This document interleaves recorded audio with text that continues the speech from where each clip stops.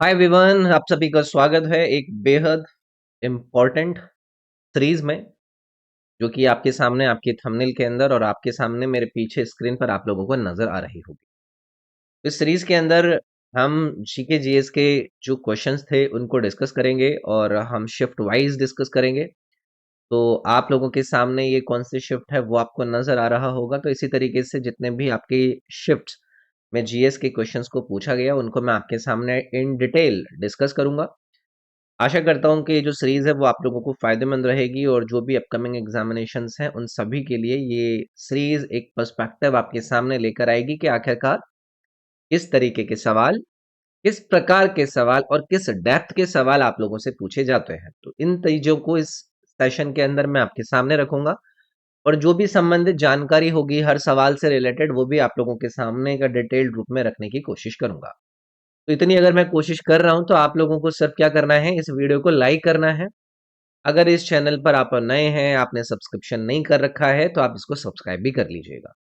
उससे मुझे ही मोटिवेशन मिलेगा और बाकी के सब्जेक्ट्स को भी मैं आपके सामने एक एक करके लाने की कोशिश करूंगा। तो फिर आगे बढ़े, चलिए फिर स्टार्ट करते हैं इस सीरीज की पहली वीडियो को। चलिए भाई, फर्स्ट क्वेश्चन आपके सामने है। Which of the following features distinguishes the Elephanta caves from the other rock cut sites of early India, यानी कि निम्नलिखित में से कौन सी विशेषता एलिफेंटा गुफाओं को प्रारंभिक भारत के अन्य शैलकृत गुफाओं से अलग बनाती है। अभी चार विकल्प आपके सामने सवाल के अंदर दिए गए हैं।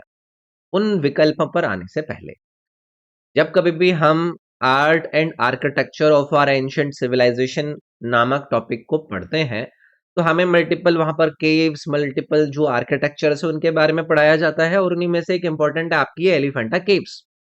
तो अब आपको कुछ बातों को ध्यान से समझना है, जैसे कि जब एलिफेंटा केव्स का डिस्कशन होता है तो हमारे सामने पहला सवाल आता है कि जी ये होती क्या है, इनके बारे में, इनके फीचर्स आप प्लीज हमें बताने की कोशिश कीजिए।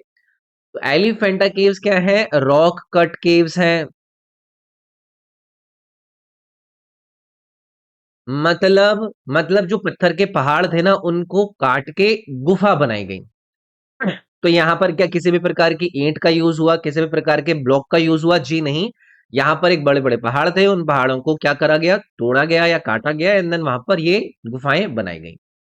अगली चीज आप लोगों के लिए इंपॉर्टेंट हो जाएगी कि जी चलो ठीक है, अब आप हमें इसकी लोकेशन बना दीजिए, क्योंकि लोकेशन पर बेस्ड हमसे जो सवाल है वो हमसे पूछे जाते हैं। तो हमारे देश का जो दक्षिण वाला भाग है मोस्टली वो आपका कोस्टल भाग है। एक तरफ आपका अरब सागर लगता है आपके वेस्टर्न साइड में और दूसरी तरफ आपका बंगाल की खाड़ी लगती है जो कि पूर्वी दिशा में है। तो आपसे इसकी लोकेशन अगर पूछी जाती है तो आपके अरब सागर की साइड में आपका मुंबई जो पड़ता है, तो मुंबई से लगता हुआ एक आइलैंड है, वो आइलैंड का नाम आपसे पूछ सकते हैं। तो घरापुरी, आपको वो नाम याद रखना है,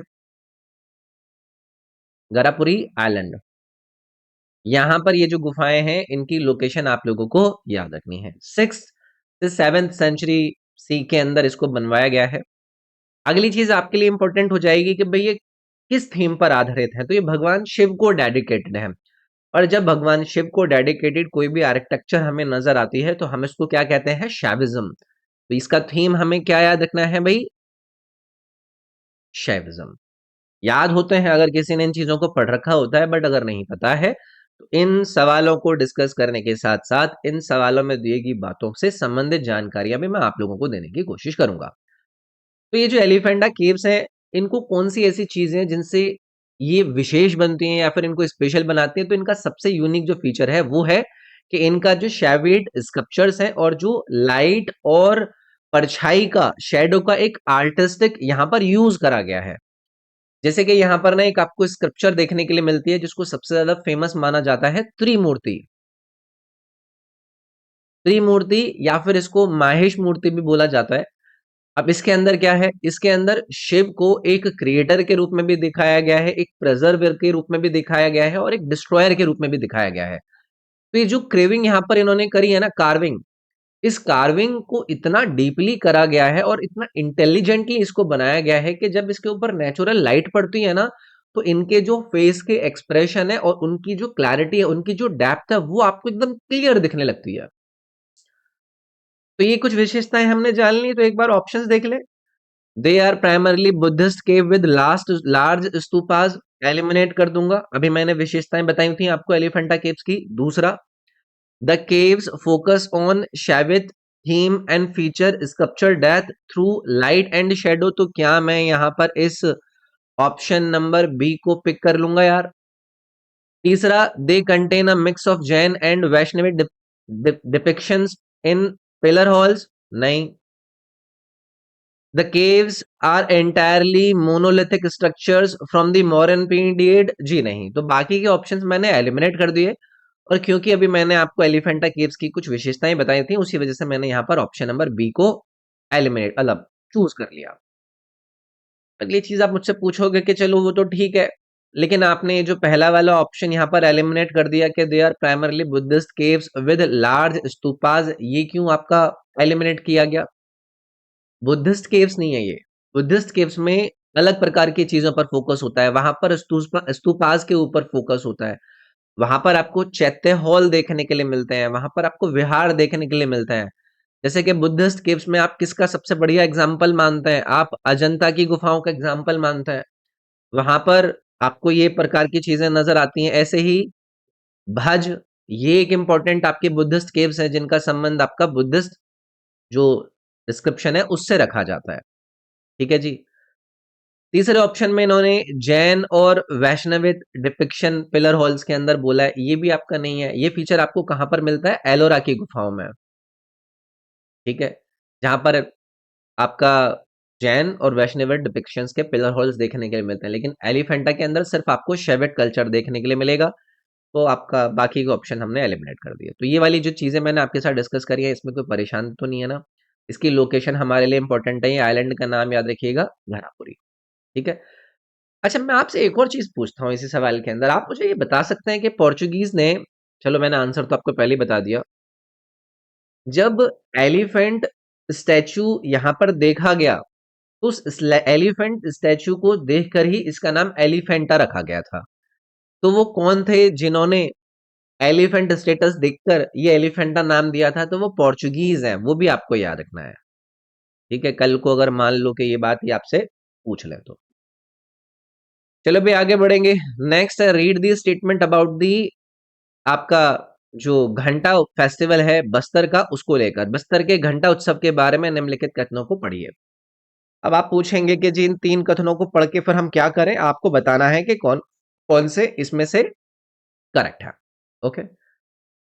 जब कभी भी हम कोई फेस्टिवल न्यूज में सुनते हैं, तो उस फेस्टिवल से रिलेटेड उसकी जो फीचर्स हैं वो हमें पता होने चाहिए। जब कभी भी मैं अपने वीकली करंट अफेयर का डिस्कशन अपने इस यूट्यूब चैनल पर करता हूं, तो मैं वहां पर आप लोगों को हमेशा कोई भी चर्चित न्यूज में रहे फेस्टिवल के फीचर्स हमेशा बताकर चलता हूं, और वैसे ही चीजें आपको हमेशा ना इस प्रकार के सवालों के लिए तैयार करती हैं।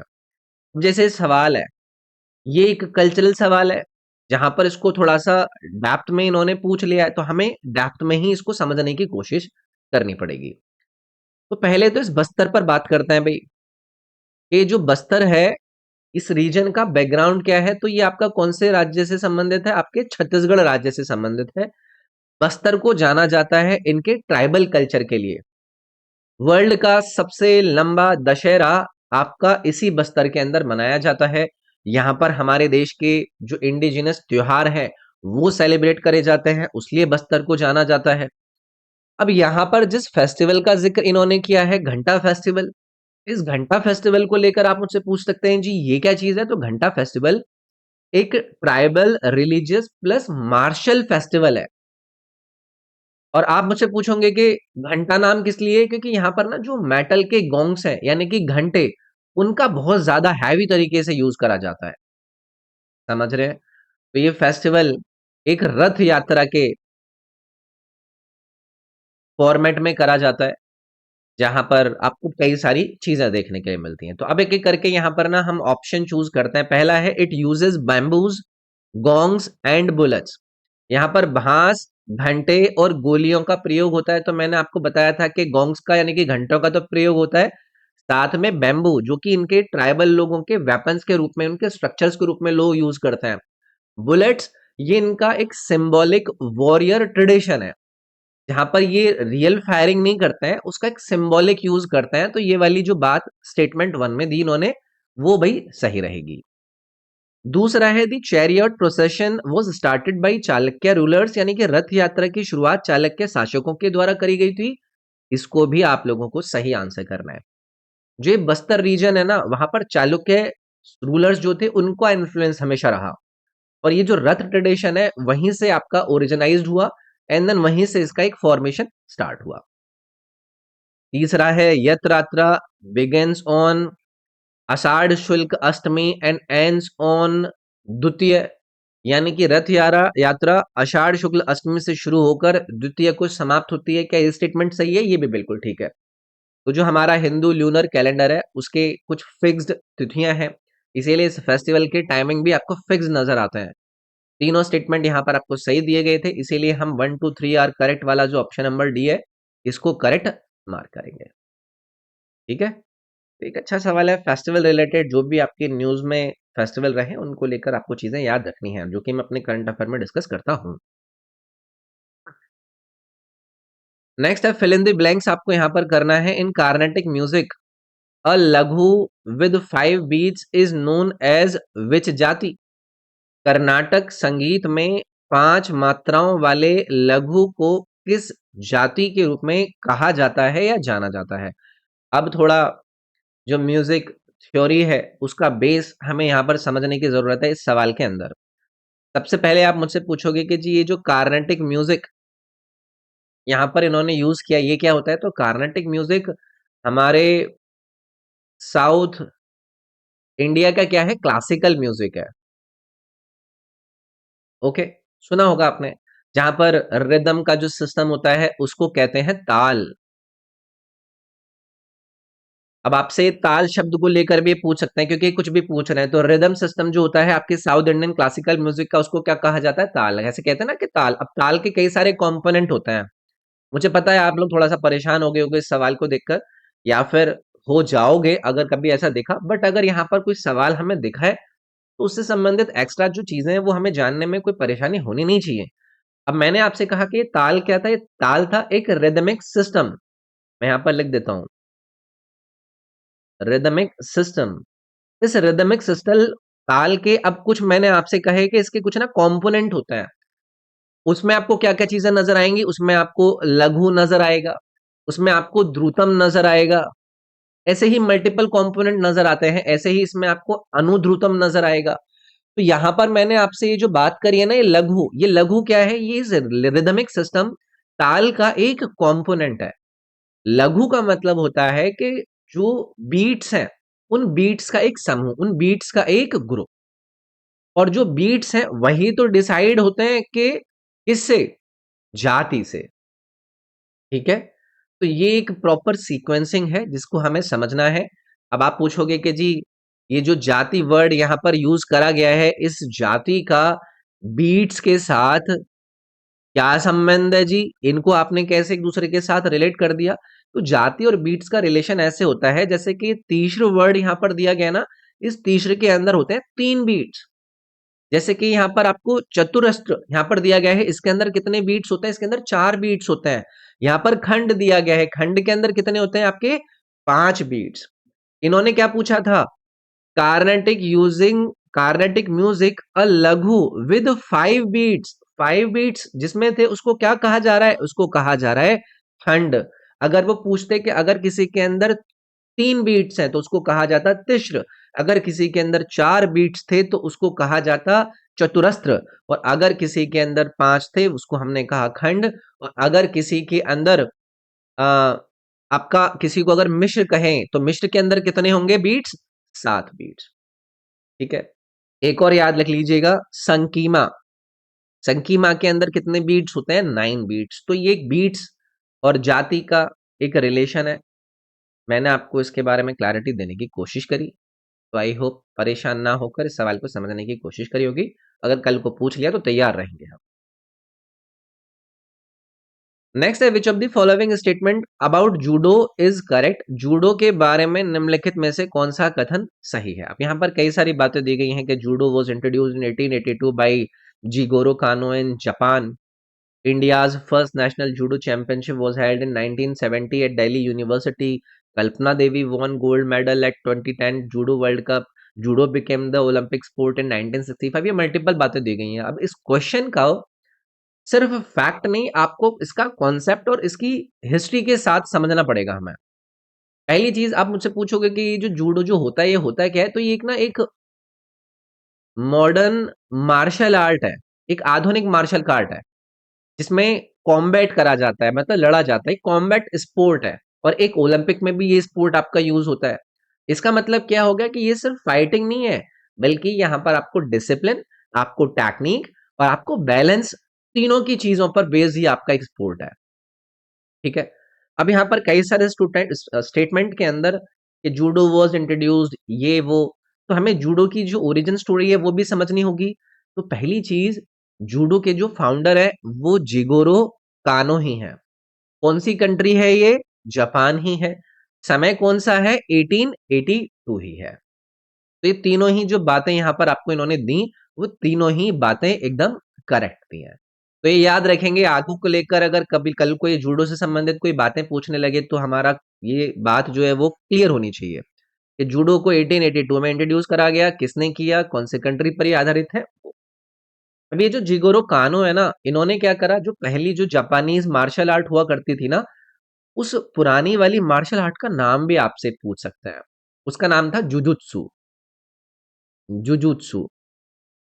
अब ये जो जुजुत्सु था ना, ये बहुत ही ज्यादा खतरनाक थी, इसमें कई सारी डेंजरस टेक्निक्स भी होती थी। तो ये जिगोरो भाई साहब ने क्या करा, इस जुजुत्सु से जो डेंजरस टेक्निक्स थी उनको हटा दिया और उनको हटाकर एक सेफ और साइंटिफिक स्पोर्ट को डेवलप करा गया, जिसको कहा गया जूडो। तो इसीलिए ये जो स्टेटमेंट पहला था कि judo was introduced in 1882 by Jigoro Kano in Japan, ये वाली जो बात थी ये आपकी सही हो जाती है, बिल्कुल एक्यूरेट रहेगा। फिर दूसरे स्टेटमेंट में इन्होंने कहा कि India's first national judo championship was held in 1970 at Delhi university. ये वाला क्यों गलत है? ये वाली बात इसलिए गलत है क्योंकि ये स्टेटमेंट फैक्चुअल रिकॉर्ड से एक्चुअली में मैच ही नहीं करता है। और जब आप एसएससी में किसी ऐसे स्पेसिफिक एयर प्लस प्लेस वाले ट्रैप्स को देखेंगे तो वो कॉमनली आपसे पूछ लिए जाते हैं। तो ये वाली बात यहाँ पर गलत थी भाई। कल्पना देवी ने गोल्ड मेडल जीता 2010 वाले जूडो वर्ल्ड कप के अंदर, तो ये वाली बात भी गलत है। इंडिया के जूडो में कई सारे इंटरनेशनल मेडल्स हैं, लेकिन 2010 वाले वर्ल्ड कप का ये ऑथेंटिक रिकॉर्ड यहाँ पर इन्होंने नहीं दिया है। जूडो एक ओलंपिक स्पोर्ट बन गया 1965 में, 1965 नहीं 1964, जो कि टोक्यो में हुए थे। तो वो भी याद रखना है, तो इसलिए थर्ड वाला स्टेटमेंट भी यहाँ पर गलत हो गया। नेक्स्ट है where and when will the 59th national cross country championship 2025 be held. 59 में राष्ट्रीय क्रॉस कंट्री चैंपियनशिप 2025 कहां और कब आयोजित होगी? भाई ये जो करंट अफेयर हम पढ़ते हैं, तो करंट अफेयर पर बेस्ड इस प्रकार के जो इवेंट्स का आयोजन होता है वो हमसे सवाल पूछा जाता रहता है। जो स्पोर्ट्स करंट अफेयर होते हैं या फिर जो उनका एक स्टैटिक लिंकेज होता है, उसके साथ हमें चीज़ों को समझने की कोशिश करनी पड़ती है। तो ये गड़बड़ इन्होंने यहाँ पर इसलिए कर दी है क्योंकि ये वाला करंट अफेयर का सवाल है और इस पर बेस्ड आपसे अगर ये पूछ लें कि भाई बताइए कब हुआ, कैसे हुआ, कहाँ पर होगा, तो मैं इसको एकदम यहाँ पर स्किप करना चाहूंगा क्योंकि पुराना किसी एग्जाम के अंदर आया हुआ करंट अफेयर का सवाल आज के टाइम पर मैं डिस्कस करूं, कोई मतलब बनता नहीं है यार, है क्या नहीं? चलिए आगे बढ़ेंगे। नेक्स्ट है what is the core structural focus of the 2024 India UAE bilateral investment treaty यानी कि बीआईटी। अब आप बोलेंगे कि सर जी ये भी एक प्रकार की इन्वेस्टमेंट ट्रीटी है, तो इसका भी संबंध इस प्रकार से किसी बड़े इवेंट से होगा, तो क्या हम इसको भी स्किप कर दें? यार मैं फिर कहूंगा, जो करंट अफेयर का हम डिस्कशन करते हैं ना, वहां पर इस प्रकार के बायलैटरल इन्वेस्टमेंट या फिर कोई भी प्रकार की अगर ट्रीटी होती है उसको अच्छे से डिस्कस करते हैं। तो यहाँ पर हमें थोड़ा सा इकोनॉमी प्लस जो इंटरनेशनल रिलेशन है उनके बेसिक को समझने की जरूरत होगी। जैसे कि यहाँ पर इन्होंने किसका डिस्कशन किया है? बीआईटी का, यानी कि बायलैटरल इन्वेस्टमेंट ट्रीटी। ये क्या होती है? तो ये एक एग्रीमेंट होता है दो कंट्रीज के बीच में, ताकि जो उनके फॉरेन इन्वेस्टर्स हैं उनको ही प्रोटेक्शन प्रोवाइड करी जा सके, उनका कॉन्फिडेंस बना रहे। सिंपली अगर मैं कहना चाहूं तो इसको आप ऐसे समझ सकते हैं कि जो इन्वेस्टर है ना, उनको गारंटी दी जा सके कि भाई आपको एक यहाँ पर फेयर ट्रीटमेंट मिलेगा, यहाँ पर जो आर्बिट्ररी गवर्नमेंट है उसका आपको एक्शन नहीं देखने के लिए मिलेगा। तो ये जो 2024 का India UAE bilateral investment treaty था ना, इसका फोकस था कि जो इंडिया का अप्रोच है ना, वो इंडिया का जो अप्रोच है वो थोड़ा सा कंजर्वेटिव होता है। तो 2024 के इस इंडिया यूएई बीआईटी का मेन फोकस था कि इन्वेस्टमेंट हो जाने के बाद इन्वेस्टर को एक स्टैंडर्ड ट्रीटमेंट दिया जाए, एक नेशनल ट्रीटमेंट देना उसको समझा जाए।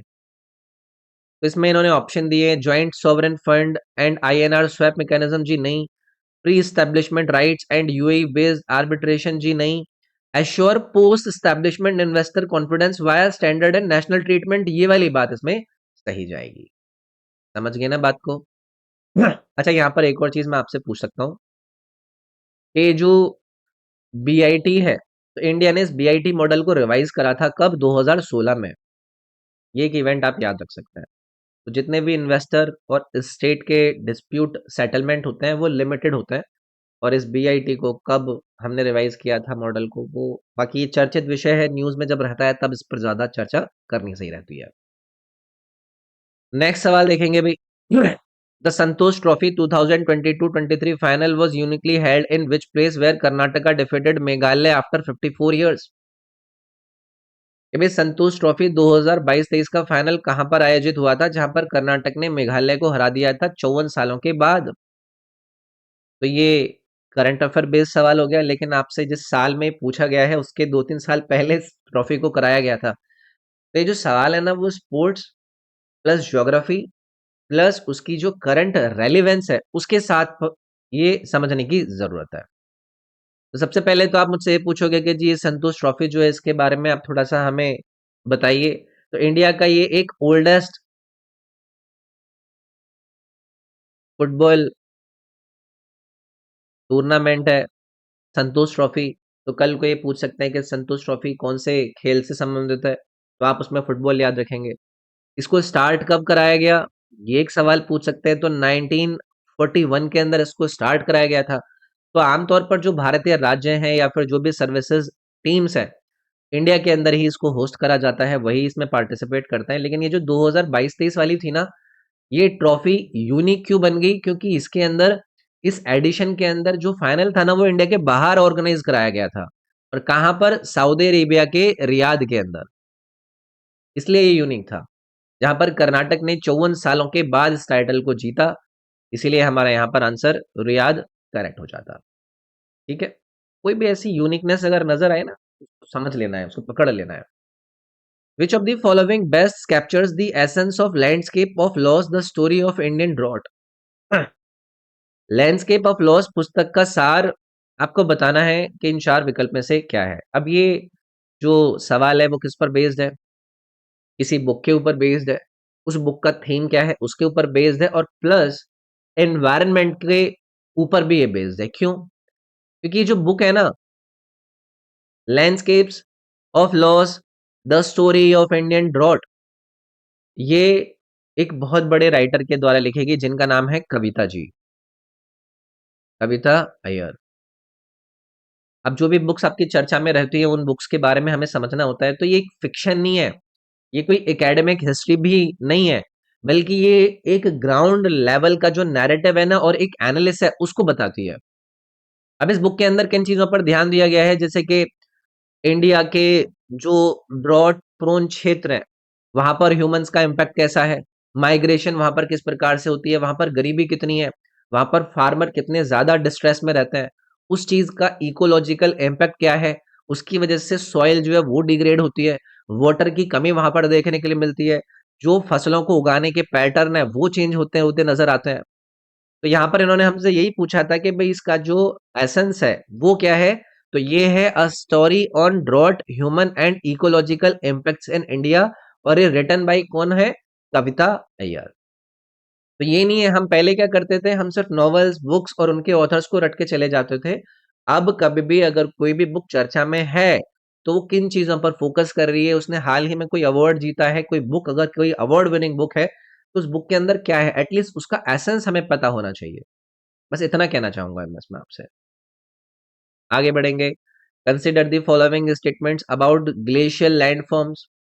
हिमानी भू आकृतियों के बारे में निम्नलिखित कथनों पर विचार करें। ये दो विकल्प दिए गए हैं, विचार करना है, और मैं यही मान के चल रहा हूं कि इसमें इन्होंने ये पूछा होगा कि इसमें से कौन कौन से करेक्ट है।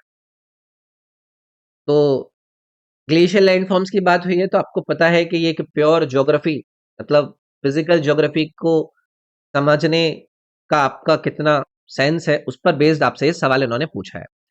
पहली चीज मैं यहीं पर आपसे पूछता हूं कि ये जो ग्लेशियल लैंडफॉर्म्स है ये क्या है, जिन्हें आप हिमानी भू आकृति हैं। आपको पता है ग्लेशियर जो होता है वो एक मूविंग आइस मास होता है ना, जो जमीनें होती हैं, जो लैंड होती है, उनको इरोड करता है, उनको काट करता है कि नहीं। और ये जो इरोजन इन ग्लेशियर से हो रहा है, इस इरोजन से जो इंपॉर्टेंट फीचर्स बनते हैं उन्हें क्या कहा जाता है, उन्हीं को तो ग्लेशियल लैंडफॉर्म्स कहा जाता है। ये वाली बात क्लियर। अब यहां पर हमें स्टेटमेंट देखने होंगे कि hanging valleys open into main glacial valleys at higher elevations, यानी कि हैंगिंग घाटियां मुख्य हिमानी घाटियों में ऊंचाई पर खुलती हैं। तो हैंगिंग वैली ओपन होती है मेन ग्लेशियल वैली में हायर एलिवेशंस पर, ये वाली बात बिल्कुल करेक्ट है। कैसे? जो मेन ग्लेशियर है वो ज्यादा पावरफुल होता है, और वो ज्यादा पावरफुल होने की वजह से ज्यादा इरोजन करता है, और उनके जो फिर ट्रिब्यूटरी ग्लेशियर्स होते हैं वो कम इरोजन करते होंगे। इसीलिए जो ट्रिब्यूटरी वैली है, ठीक है, वो मेन वैली से ऊपर आपको लटकती हुई या फिर हैंगिंग करती हुई लगती है। ये मेन रीजन है। मैंने जो कहा कि hanging valley open into main glacial valley at higher elevation, ये वाला स्टेटमेंट यहां पर सही है। दूसरा, there spur are truncated into triangular facets, यानी कि इनके स्पर त्रिकोणीय फेस में कटे हुए होते हैं। क्या ये वाली बात बिल्कुल ठीक है? ये भी बिल्कुल ठीक है। क्यों? क्योंकि जो नॉर्मल रिवर वैली होती है उसके अंदर आपको क्या नजर आता है, उसमें जो स्पर्स होते हैं ना वो इंटरलॉकिंग होते हैं। लेकिन जब ग्लेशियर्स की बात करते हैं वहां पर स्पर्स आपका स्ट्रेट कट कर देता है, जिसका रिजल्ट क्या होता है? जिसका रिजल्ट यही होता है कि यहाँ पर ट्रंकेटेड स्पर्स देखने के लिए मिलते हैं जिनके ट्रायंगुलर फेसेट्स नजर आते हैं। तो ये दोनों ही स्टेटमेंट करेक्ट हो गए। तो बोथ 1 और 2 आर करेक्ट की वजह से हम यहाँ पर सी ऑप्शन को चूज करते हैं।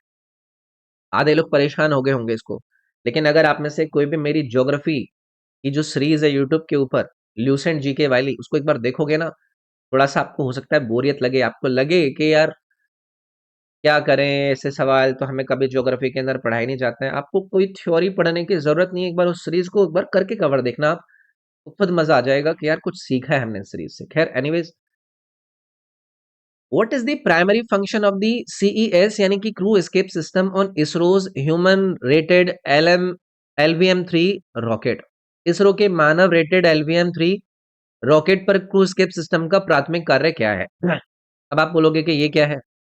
ये सवाल आपका आधारित है जो स्पेस साइंस है, और उस स्पेस साइंस के अंदर सेफ्टी कॉन्सेप्ट, उन चीजों को हमें समझने की जरूरत है। अगेन, ये जो सिस्टम होते हैं ना, ये चर्चा में होता है।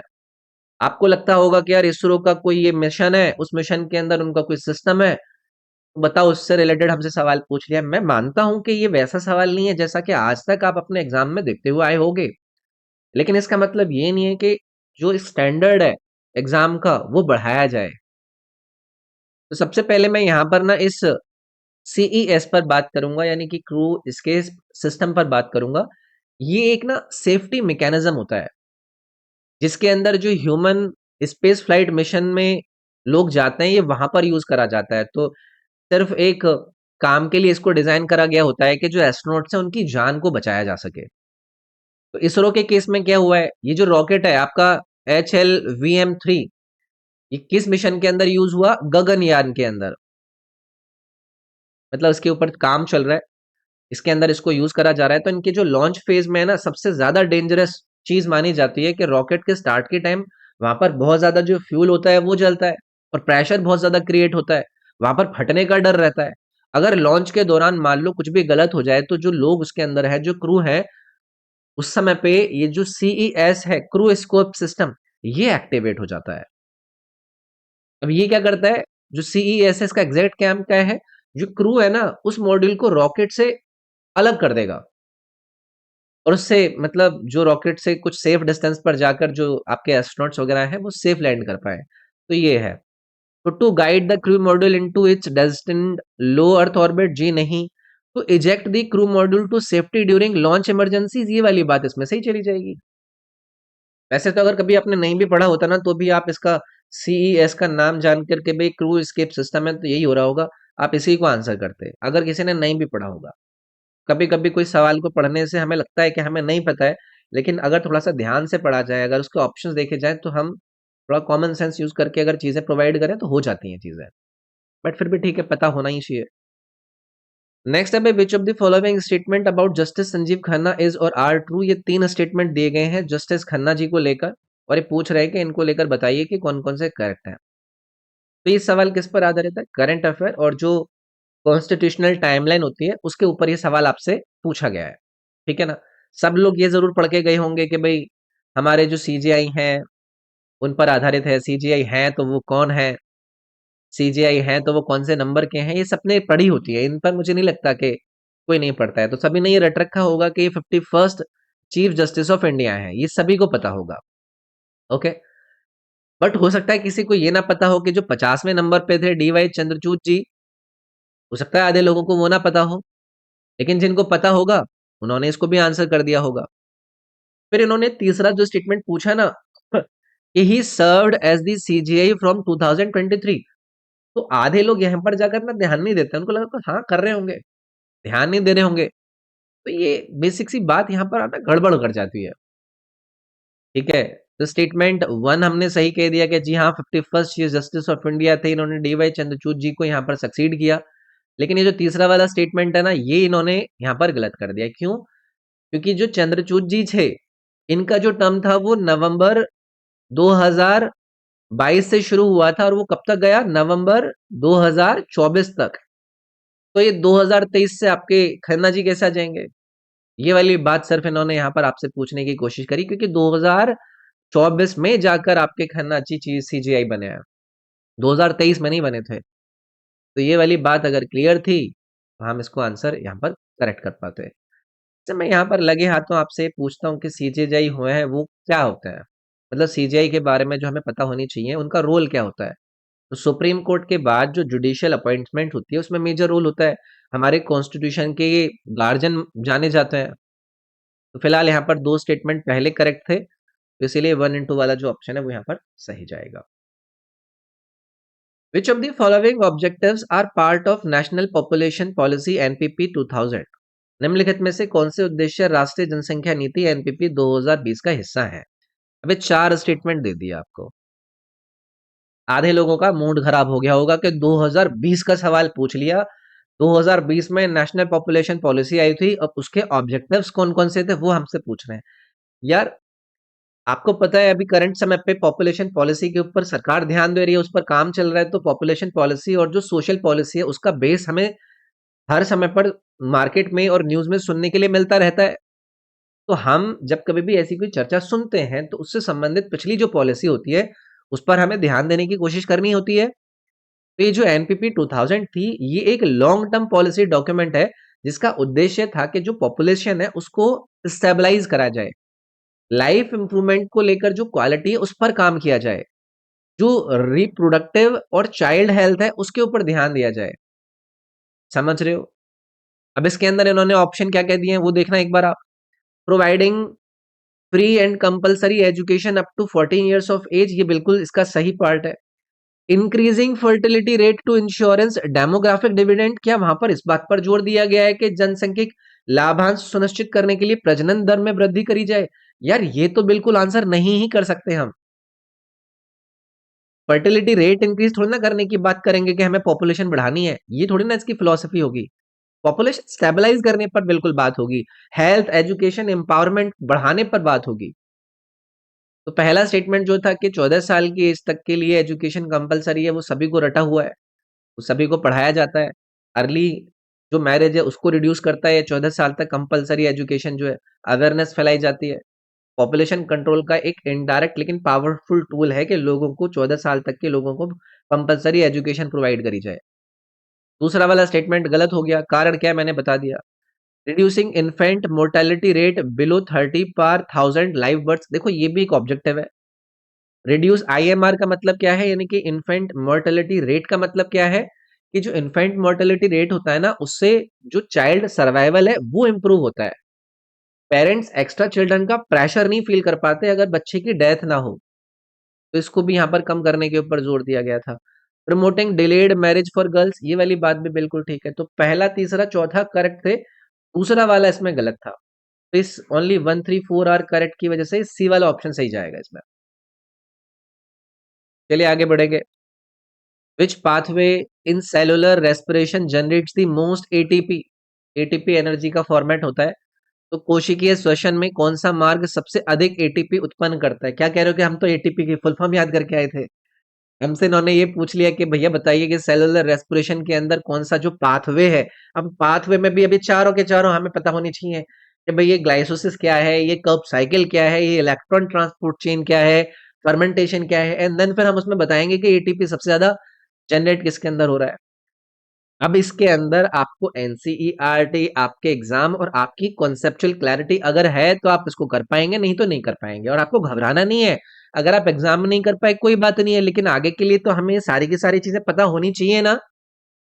तो पहला सवाल आपका मेरे से क्या होगा कि सर जी ये जो कोशिकीय श्वसन है, ये जो सेलुलर रेस्पिरेशन है, ये क्या होता है, इसकी डेफिनेशन क्या है?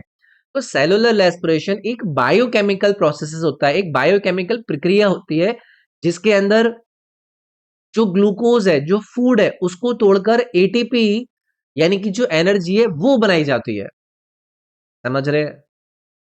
और ये एटीपी को हम क्या कहते हैं? एटीपी को तो हम कहते हैं कि एनर्जी करेंसी है हमारी सेल की, energy currency of the cell, यानी कि कोशिका की ये एनर्जी करेंसी होती है। और ये जो प्रक्रिया होती है ये मेनली कहां पर होती है? अगर कल को ये पूछ लें, ये होती है माइटोकॉन्ड्रिया में। कौन सी? आपकी सेलुलर रेस्पिरेशन वाली, एक्सेप्ट ग्लाइसोसिस। समझ रहे हैं इन बातों को? अब इस सेलुलर रेस्पिरेशन के 4 मेजर स्टेप होते हैं जो कि इन्होंने आपको ऑप्शन के अंदर दिए हैं। सबसे पहला ग्लाइकोलाइसिस। अब कल को ये आपसे पूछ सकते हैं कि भाई सेलुलर रेस्पिरेशन के अंदर जो पहली प्रक्रिया है ग्लाइकोलाइसिस, वो कहां पर होती है? तो ये होती है साइटोप्लाज्म में। साइटोप्लाज्म क्या होता है उतना डीप नहीं जाऊंगा, लेकिन साइटोप्लाज्म आपको पता है ना कि आपका कोशिकांग होता है, ठीक है। तो लोकेशन हमारे लिए इंपॉर्टेंट है कि ग्लाइकोलाइसिस कहां पर हो रही है। और इसमें क्या हो रहा है, जो ग्लूकोज है जिसके अंदर 6 कार्बन है, वो आपको 2 पायरुवेट यानी कि 3 कार्बन के अंदर कन्वर्ट होते हुए नजर आता है, और वहां पर ऑक्सीजन की जरूरत नहीं होती है। ये अनारोबिक भी हो सकता है। तो एनर्जी यहां पर कितनी जनरेट होती है? 2 एटीपी की। अब आप मुझसे पूछेंगे कि 2 एटीपी जनरेट हो गया तो क्या ये सबसे ज्यादा हो गया? मैं कैसे बता दूं? ये तो मैं तभी बताऊंगा ना जब बाकी का मैं आपको बताऊंगा कि बाकी में कितना हो रहा है। दूसरा, अगली जो प्रोसेस होती है मैं आपके इस सेलुलर रेस्पिरेशन के अंदर, यानी कि प्रोसेस का जो दूसरा आपका हिस्सा है, वो होती है लिंक रिएक्शन। मैं यहां पर लिख देता हूं, लिंक रिएक्शन। लिंक रिएक्शन जिसको पायरुवेट ऑक्सीडेशन भी कहा जाता है, चलो लिख देते हैं पायरुवेट ऑक्सीडेशन, सिर्फ इतना लिख देते हैं। अब इसके अंदर क्या होगा? लिंक रिएक्शन के अंदर पहली चीज आपसे पूछी जाएगी कि ये हो कहां पर रहा है, तो ये होता है माइटोकॉन्ड्रिया के अंदर। और इसके अंदर जो पायरुवेट है जो कि एसिटिल सीओ है, वो CO2 को रिलीज करता है और NADH को जनरेट करता है। तो ये यहां से निकल के कहां पहुंचता है? आपके इस कर्ब साइकिल के अंदर पहुंचता है। अब इस कर्ब साइकिल के अंदर क्या होगा? इसको कहा जाता है साइट्रिक एसिड साइकिल, जिसकी जो लोकेशन होती है वो होती है माइटोकॉन्ड्रियल मैट्रिक्स के अंदर। मुझे पता है आप थोड़ा सा बोर हो रखे होगे, लेकिन इस पूरी सीक्वेंस को अगर समझ लोगे तो कल को वो कोई दूसरी चीज पूछेंगे तो परेशान नहीं होंगे हम, ये कहां पर है। तो कर्ब साइकिल के अंदर जाने के बाद जो एसिटिल सीओ कॉम्प्लेक्स था ना, वो ऑक्सीडाइज हो जाता है, जिससे कि जो डायरेक्ट एटीपी है ना वो कम बन पाती है। तो यहां पर भी जो एटीपी जनरेट होती है वो 2 एटीपी ही जनरेट हो पाती है। समझ गए? अब चौथे नंबर पर हमारा क्या आएगा? ईटीसी यानी कि इलेक्ट्रॉन ट्रांसपोर्ट चेन। अब यहां पर क्या होगा? पहले इसकी लोकेशन कहां पर है? तो ये जो इनर माइटोकॉन्ड्रियल मेम्ब्रेन है ना, ये वहां पर आपका इलेक्ट्रॉन ट्रांसपोर्ट चेन होता है, जिसके अंदर NADH और FADH2 अपने इलेक्ट्रॉन्स को देते हैं, प्रोटॉन ग्रेडियंट बनता है और ऑक्सीडाइज जो फॉस्फोहाइड्रेशन होता है वो आपका क्रिएट होता है। एनर्जी यील्डिंग यहाँ पर जो होती है वो सबसे ज्यादा 34 एटीपी की होती है। बस हमारे लिए यही इसी वजह से सी वाला जो ऑप्शन है वो करेक्ट हो जाता है। ठीक है, ये इंपॉर्टेंट है। अब ये फर्मेंटेशन नाम दे रखा है, कोई मतलब नहीं है, ये इमरजेंसी लो एनर्जी प्रोसेस होता है, जिसका कोई मतलब नहीं था। तो थोड़ा सा देखो डेप्थ में चली गई बात, बट आगे के लिए तैयार होने में मेरे ख्याल से कोई ऐसे परेशानी तो नहीं होनी चाहिए, है ना। कोशिश करेंगे समझने की। चलो आगे बढ़ता है। Arrange the following events in chronological order, निम्नलिखित घटनाओं को कालानुक्रमिक क्रम में हमें व्यवस्थित करना है। अब देखो कालानुक्रमिक क्रम में ये जो तीन आपको इवेंट दिए गए हैं वो एक बार ध्यान से हमें समझने होंगे। पहला है eastern zonal council meeting 2022, state reorganisation act passed, first central zonal council meeting. ये इन्होंने आपको सीक्वेंस दिया है कि इनके क्रोनोलॉजिकल ऑर्डर में इन इवेंट को आपको व्यवस्थित करना है। पहले तो आप मुझे ये बताओ कि भाई ये जो जोनल काउंसिल है ये क्या होता है। ये एक इंटर स्टेट कोऑर्डिनेशन के लिए बॉडीज होती हैं, जो कि केंद्र और राज्यों के बीच में जो कोऑपरेशन है उसके लिए बनाई जाती हैं। जोनल काउंसिल का मतलब यही तो होता है। अब इनका लीगल बेस, जो कानूनी आधार है वो क्या है, इनका कानूनी आधार है स्टेट रीऑर्गेनाइजेशन एक्ट, जो कि आया था 1956 में। अब आप लोग मुझे बताओ कि इन चारों के अंदर जो आपका ये जो एक्ट है वो कहां पर इन्होंने दिया है। स्टेट रीऑर्गेनाइजेशन एक्ट पास तो कब हुआ था, ये 1956 में हुआ था। ये याद रहेगा, ये याद भी रखना है आगे के लिए आपको। और मेरे ख्याल से यार इन सभी चीजों के अंदर पहले एक्ट पास हुआ होगा, जो कि बहुत पहले हुआ होगा ऑब्वियसली, स्टेट और केंद्र के बीच में कोऑर्डिनेशन स्टैब्लिश करने के लिए। और ये 2022 की जो मीटिंग है यार, ये तो सबसे लास्ट में आनी चाहिए ना। आप मुझे बताओ, ये तो सबसे लास्ट में होनी चाहिए और फिर उसके बाद जो सेंट्रल जोनल काउंसिल की मीटिंग है वो एक्ट के पास होने के बाद हुई होगी। तो ऐसा नहीं है कि अगर हमें पता है चीजें एग्जैक्टली तभी हम आंसर कर पाएंगे। सबसे पहले क्या हुआ होगा, आपका लॉ पास हुआ होगा। तो लॉ को हमने स्टेट रीऑर्गेनाइजेशन एक्ट को 1956 के अंदर पास करा लिया, जो कि याद भी रखना है आपको।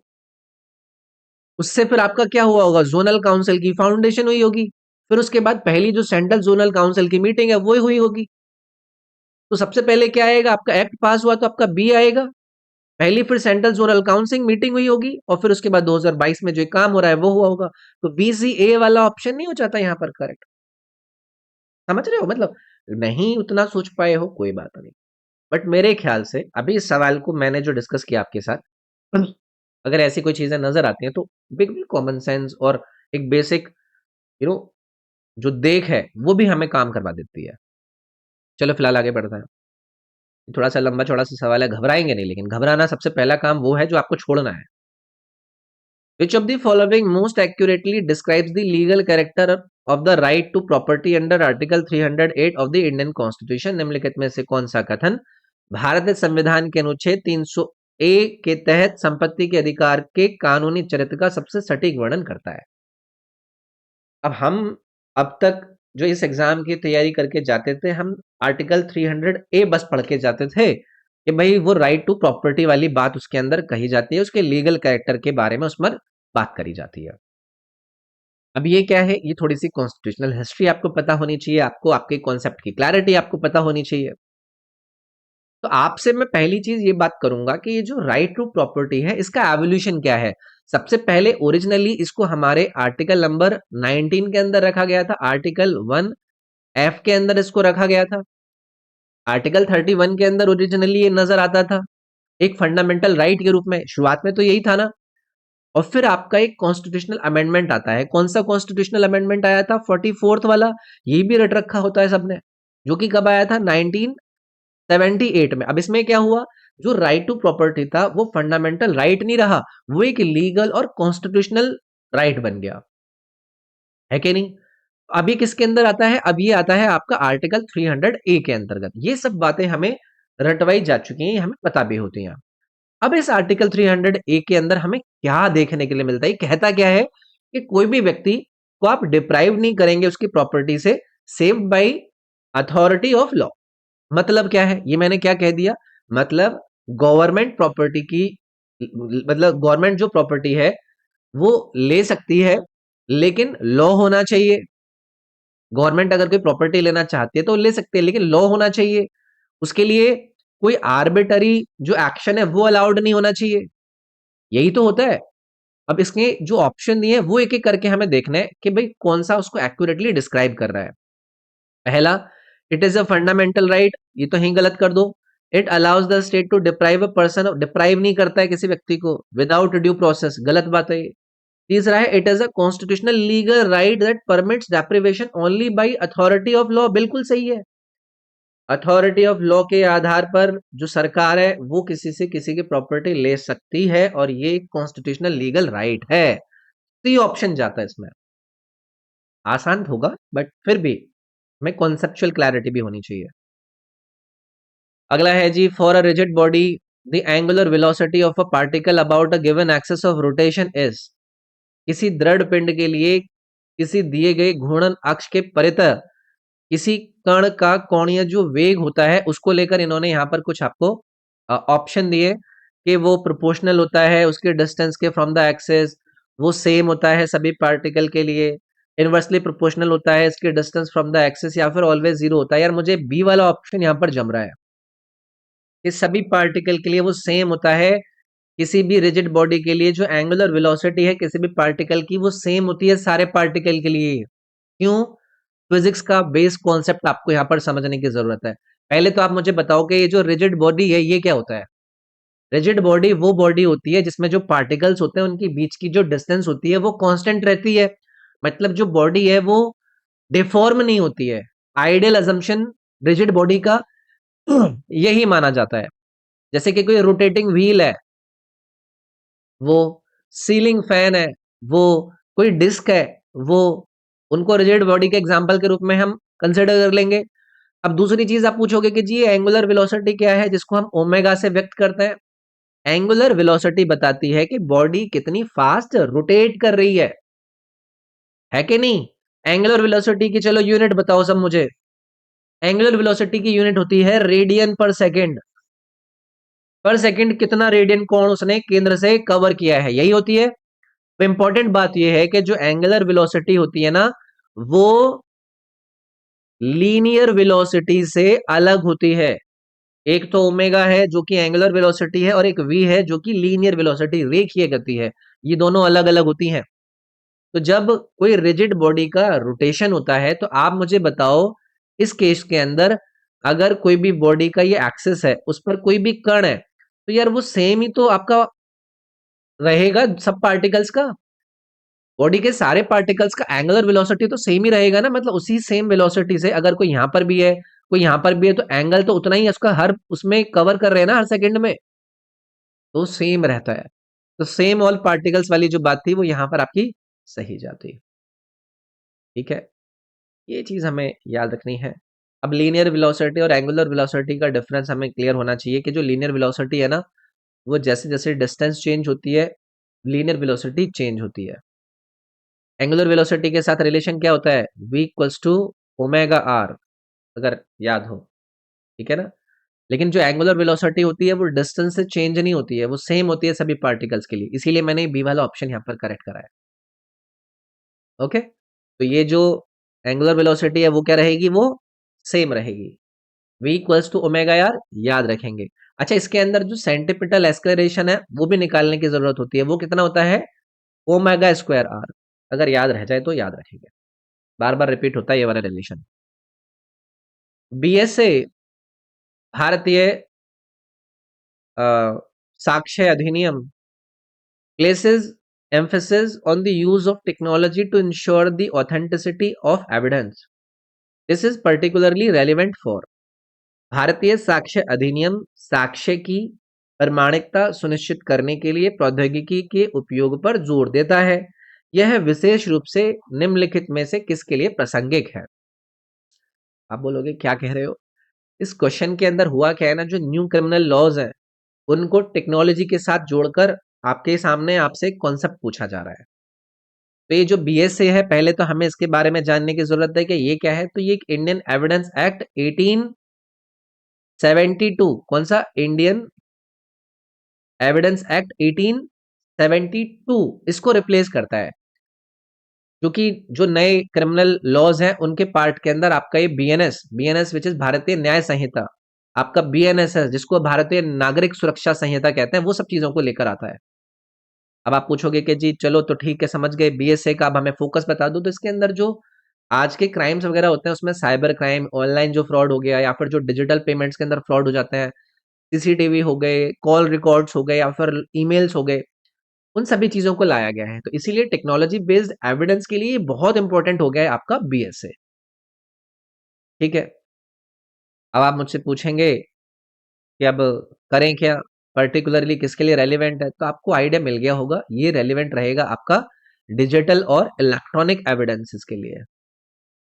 तो ये एक उन्होंने यहाँ पर एक रिलेशन एक तरीके से यहाँ पर पूछ लिया है। Physical exhibit from crime scene, इसका कोई मतलब नहीं है, तो ट्रेडिशनल एविडेंस है, टेक्नोलॉजी फोकस थोड़ी ना है।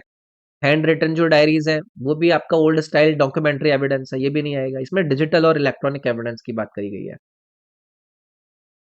Read the below statement marked as assertion and reason mark the correct option. यहाँ पर एक तरफ आपसे दावा कर रहे हैं, फिर उसका कारण आपसे पूछ रहे हैं। तो दावा ये करते हैं, the one nation one ration card ensures portability of food grains, यानी कि एक राष्ट्र एक राशन कार्ड खाद्यान्न की पोर्टेबिलिटी को सुनिश्चित करता है। दूसरा इन्होंने उसका कारण दिया है कि it uses Aadhaar enabled biometric authentication, यानी कि ये आधार सक्षम बायोमेट्रिक प्रमाणीकरण का उपयोग करता है। सबसे पहले मैं आपसे पूछना चाहूंगा कि ये one nation one ration card इस पर बात करता है, ये क्या चीज है?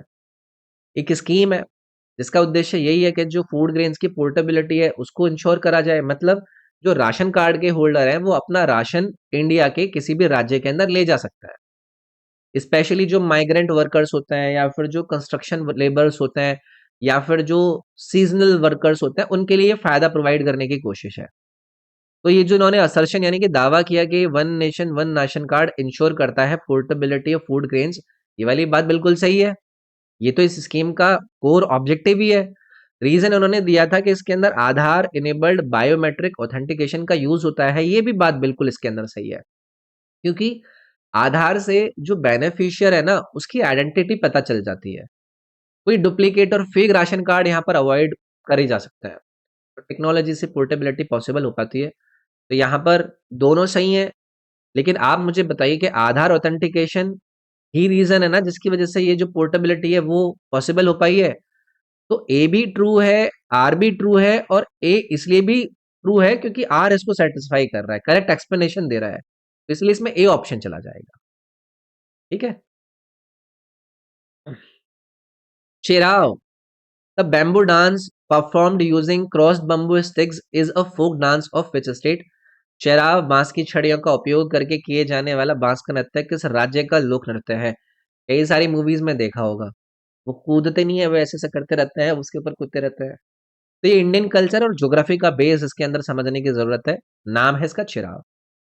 तो ये क्या है भाई, एक फेमस बांस का डांस है, बैम्बू डांस है, जिसके अंदर दो बम्बू के स्टेप्स को ग्राउंड पर क्रॉस करते हैं, फिर वो आदमी जो है ना वो कूदता है, वो रिदम के साथ ओपन क्लोज करा जाता है। ठीक है। तो डांसर्स बीच में स्टेप्स परफॉर्म करते हैं, और ये मतलब डांस में कोऑर्डिनेशन कैसे करना है, उसकी टाइमिंग, आपकी एजिलिटी, उसको शो करता है।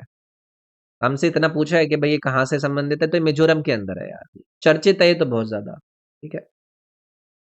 What is the key factor assessed in the global fire power military strength ranking 2025? अब देखो, पहले हम क्या करके जाते थे, हम सिर्फ रैंकिंग रट के चले जाते थे कि भाई global fire power military strength ranking आई है, रैंकिंग इंडिया की रैंकिंग, इंडिया की रैंकिंग, उसको रट के चले जाते थे। लेकिन अभी इन्होंने क्या कर दिया, इन्होंने थोड़ा सा माहौल चेंज कर दिया। अब इस माहौल में थोड़ा सा ध्यान देने की जरूरत है। इन्होंने पूछा है कि भाई की फैक्टर बताओ जिसके ऊपर वो एसेस करते हैं, और उसके हिसाब से फिर वो आपकी रैंकिंग निकालते हैं। तो पहले तो हमारे लिए सवाल यही है कि global fire power military strengthening जो रैंकिंग है ये क्या है? ये एक इंटरनेशनल प्लेटफॉर्म है जहां पर अलग अलग देशों की जो मिलिट्री स्ट्रेंथ है ना उसको मापा जाता है, उसको एसेस करा जाता है। रैंकिंग को हर साल ये पब्लिश करता है। असेसमेंट इसके ऊपर आधार करा जाता है कि भाई उस कंट्री की मैन पावर क्या है मिलिट्री के अंदर, उनके जो इक्विपमेंट है वो कैसे कैसे, कई सारी चीजों पर बेस्ड है। उनकी एयरफोर्स कैसी है, उनकी नेवी कैसी है, उनकी आर्मी कैसी है, उनका लॉजिस्टिक्स कैसा है, उनके डिफेंस का बजट कैसा है। तो डिफेंस बजट नाम सुनते ही आपको ये ऑप्शन नंबर सी दिख गया। बिल्कुल। इसमें इवन ज्योग्राफी और उनके रिसोर्सेज भी डिफेंड मतलब इंपॉर्टेंट होता है। तो अब आप मुझसे पूछेंगे कि डिफेंस बजट क्यों इंपॉर्टेंट है? क्योंकि डिफेंस बजट क्या डिसाइड करता है कि आपने कौन कौन से हथियार परचेज करने की आपके अंदर क्षमता है, आप टेक्नोलॉजी को कैसे अपग्रेड कर रहे हैं, आप ट्रेनिंग और मेंटेनेंस कैसे कर रहे हैं, वो आप सारी चीजें अपने डिफेंस बजट के अंदर ही तो करते हैं। तो डिफेंस बजट इसके अंदर एक की फैक्टर है, ये हमें इसमें याद रखना है। Which of the following correctly describes cooperative sector industries, निम्नलिखित में से कौन सा सहकारी क्षेत्रों में उद्योगों का सही वर्णन करता है। इसकी बात कर रहे हैं, कोऑपरेटिव सेक्टर इंडस्ट्रीज को करेक्टली डिस्क्राइब करने की बात कर रहे हैं। पहले तो आप मुझे ये बताओ कि जो कोऑपरेटिव सेक्टर इंडस्ट्री है ये क्या होता है, कोऑपरेटिव सेक्टर क्या होता है। तो ये कि ऐसा मॉडल है जिसमें जो मेंबर्स है ना वही मालिक होते हैं, वही ओनर होते हैं। और मेंबर्स कौन हो सकते हैं, जो वर्कर्स हैं, जो किसान है, जो सप्लायर है, जो कंज्यूमर है, वही इसके मेंबर होता है। तो किस प्रिंसिपल पर आधार करेगा कि एक मेंबर का एक ही वोट। समझ रहे हो, आपका ये कोऑपरेटिव सेक्टर इंडस्ट्रीज के अंदर। अब आप मुझसे पूछोगे कि जी ओनरशिप से प्रॉफिट कैसे कर लेंगे, तो प्रॉफिट एंड लॉस के लिए जो मेंबर्स है ना वो मेंबर्स के बीच में शेयर करे जाते हैं, प्रॉफिट हो या लॉस। जो डिसीजन लेने हैं वो एकदम डेमोक्रेटिक तरीके से करे जाते हैं कोऑपरेटिव सेक्टर के अंदर। ऑब्जेक्टिव यही है कि प्रॉफिट होगा तो सब में बराबर बटेगा, वेलफेयर होगा तो सबका बराबर होगा। तो यहां पर हमें पूछा गया कि करेक्टली कौन सी चीज डिस्क्राइब करती है इस कोऑपरेटिव सेक्टर इंडस्ट्री को। Owned and operated by central government agencies, नहीं। Operated solely for export purposes, जी नहीं। ओन्ड बाय वर्कर्स और suppliers sharing profits and losses, C वाला ऑप्शन। अभी मैंने एक्सप्लेन किया आपको इसके बारे में, है कि नहीं।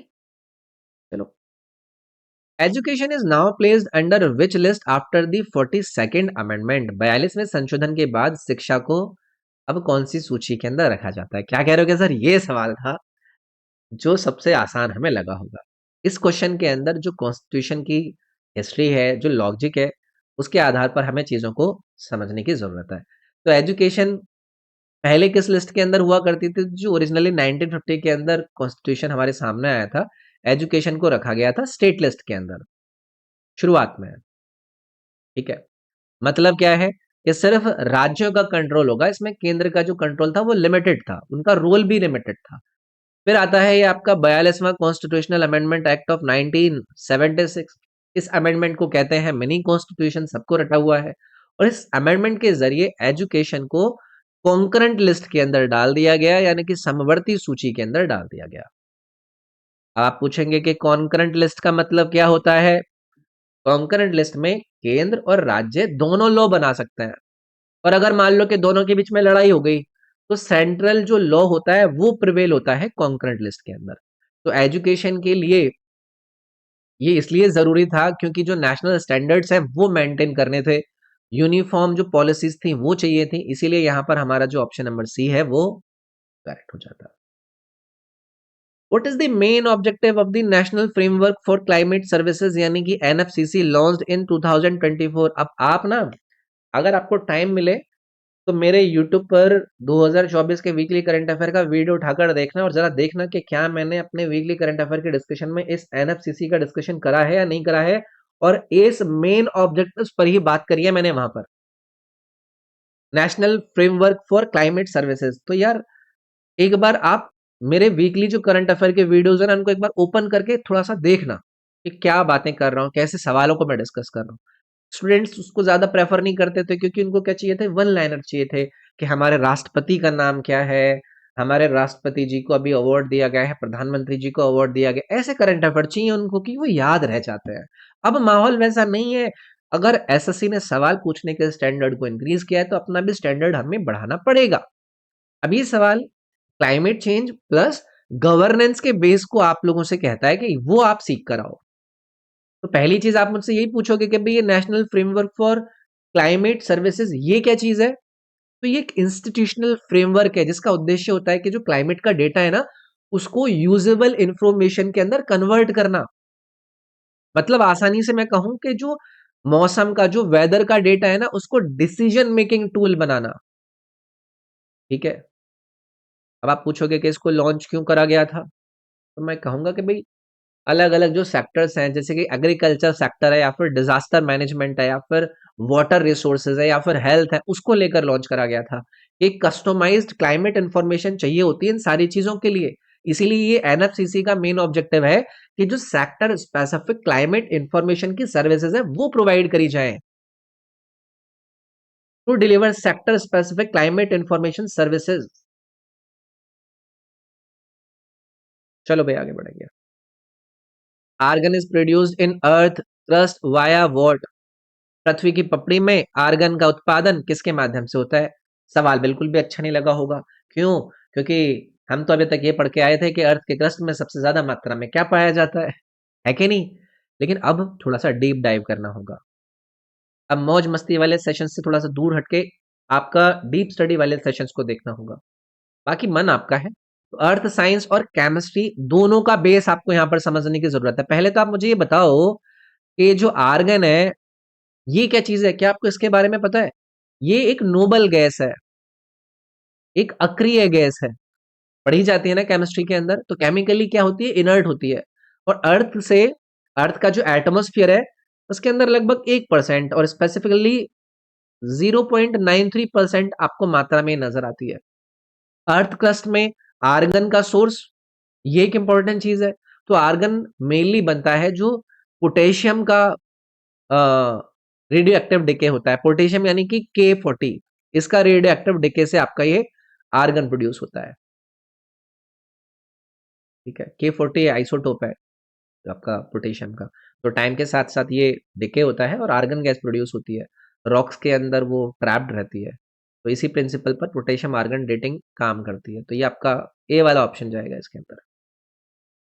विच of the following is true about fundamental rights and DPSPs? मौलिक अधिकार और डीपीएसपी के बारे में निम्नलिखित में से कौन सा कथन सत्य है? क्या करोगे सर? ये वाला सवाल पढ़ने में मजेदार लग रहा है, इसको तो आंसर कर देंगे सर।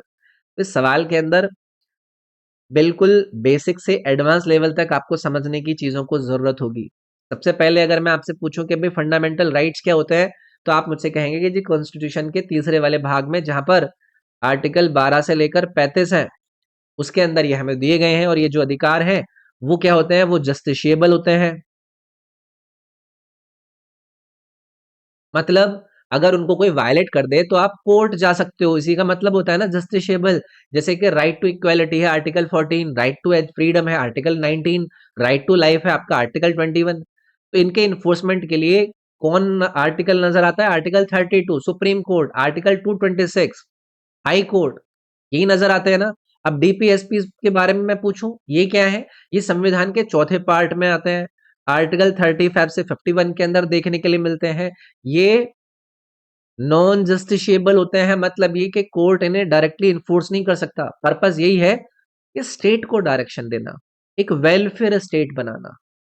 जैसे कि हम बात करते हैं कि भाई इक्वल वर्क के लिए इक्वल पेमेंट, पब्लिक हेल्थ को इंप्रूव करना, यूनिफॉर्म सिविल कोड आर्टिकल 54 को लेकर आना। तो ये वाली बात है, सबको रटी हुई होती है। अब यहां पर विकल्प देखने होंगे। Both are justiciable? जी नहीं, सिर्फ फंडामेंटल थे। DPSP override fundamental right? जी नहीं।